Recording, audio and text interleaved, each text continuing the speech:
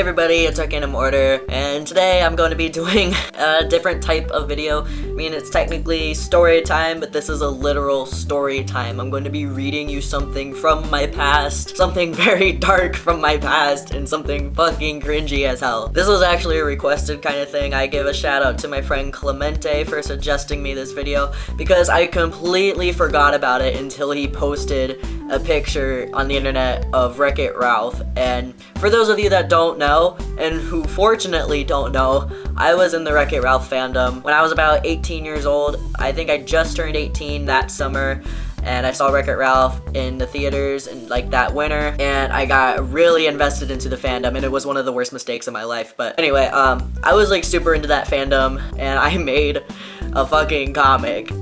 And I got kind of well known for this comic. It's not something I'm entirely proud of, but it was basically a rated R version of Wreck-It Ralph. There was like no sex, I promise.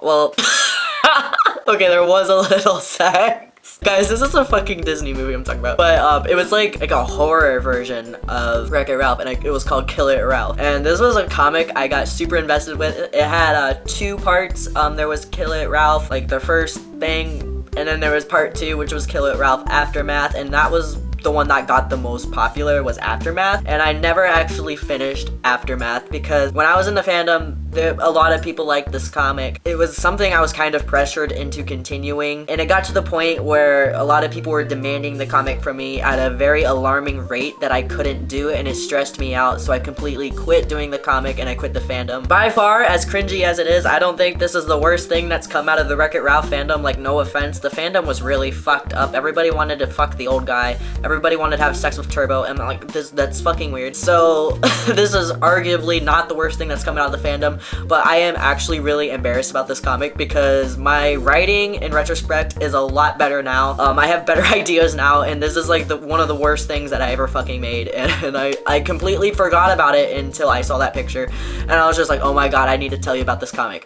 So my original plan isn't going to work. I was originally going to read the comic to you, but then I realized I don't have the copy. What happened was, it was on my DeviantArt for a while and I deactivated my account. I didn't really think much about saving it because I do have it saved. However, what it is saved on, I can't access it. It is on this. As you can see, this looks like a laptop. The problem here is not only the laptop is broken, but my old roommate threw away the charger because he's a fucking idiot. So I can't really get into that laptop at all unless I have a new charger for it, which I'm not really gonna go out of my way to get because that costs money. And like, unless somebody I know has a charger for this laptop, then sure, I will probably read it to you guys. I don't have an actual copy. I thought I did on the laptop, I do, but I only have a few pages. I will read those at the end of the video because they are the end of the comic because I never finished it. So what I'm going to be doing is telling you how the comic went to the best that I can remember. So it was like a year after the events of Wreck-It Ralph, so if you haven't seen the movie, this probably isn't going to make a lot of sense to you. So I recommend watching the movie first because, spoiler alert, there is spoilers. So it's about a year after the events of Wreck-It Ralph,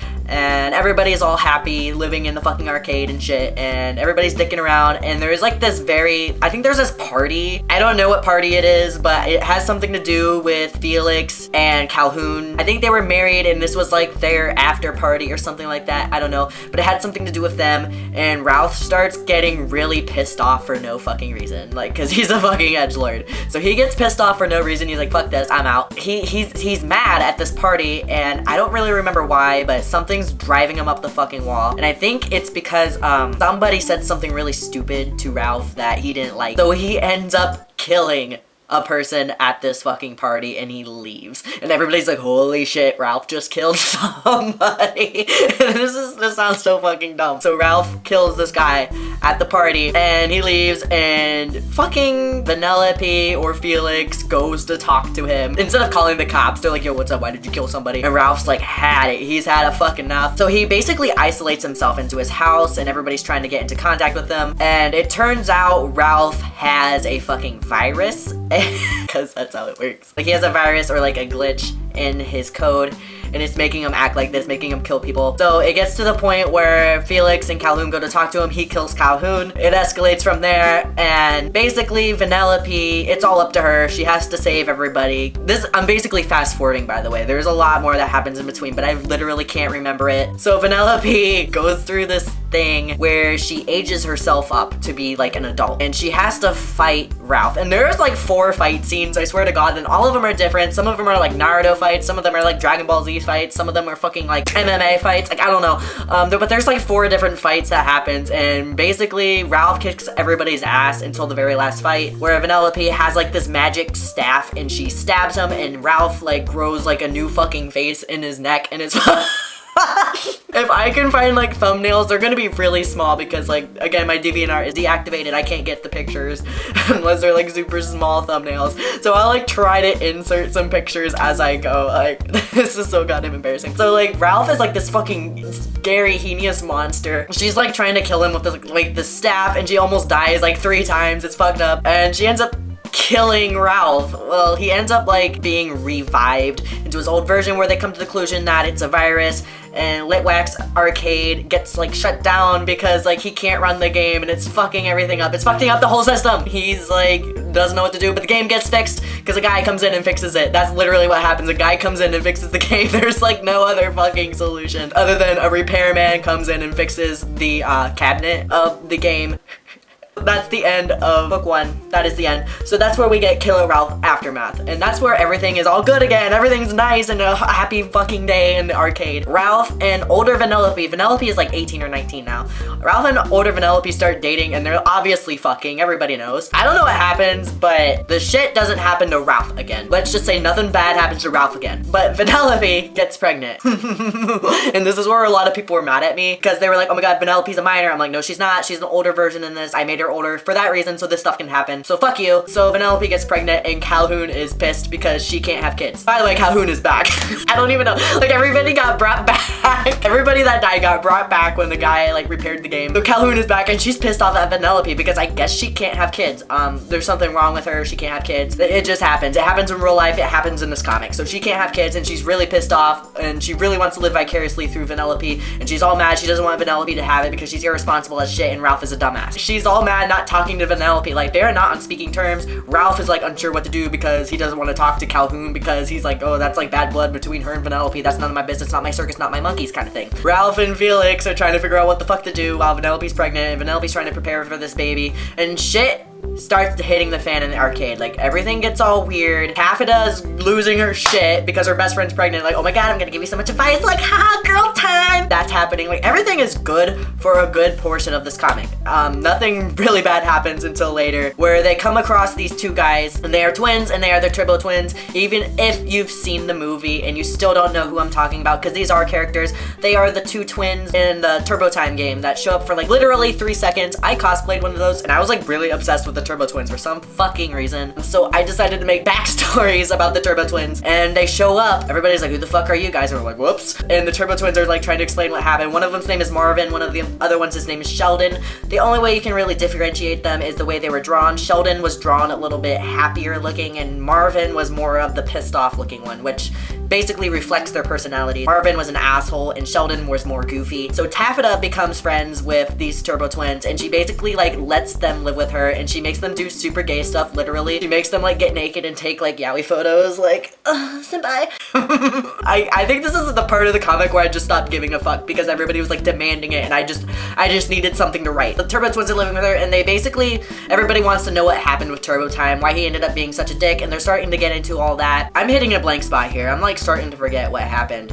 But somewhere in this comic, Turbo comes back. I don't remember how, but he comes back. Shit's going crazy in the arcade. Everybody's like trying to fight Turbo. It's fucked up. Like, Turbo becomes Ralph. I don't know. Like, It's fucking Final Destination bullshit. I've never even seen Final Destination. Sorry if that was wrong. The Turbo Twins and everybody's like, dude, we gotta fight him. They all get into this game, like it's like some kind of like Japanese fighting game. They all have like their god tier forms, which was totally stolen from Homestuck. Because I was like still in the closet about liking Homestuck. So they had like these god tier versions, which were really badass versions, and Calhoun ends up talking to Vanellope again. Vanellope has the kid. I forgot his name. I think his name was Mordecai after like Borderlands or something, because I was also Borderlands trash. So Mordecai can't fight. So Vanellope can't fight because she has to watch Mordecai. And Mordecai is really fucking ugly, by the way. He looks like Ralph, but with black hair. I probably have a picture somewhere. So everybody has to fight in this fucking Japanese game, and they have their god tier versions. Like Calhoun is all badass and magical girl looking. Ralph is skinny and he's like all buff and shit, and he has like a fucking spear. It's fucking insane. And the Turbo Twins, like, they still have their stupid helmets, but they have like wings, like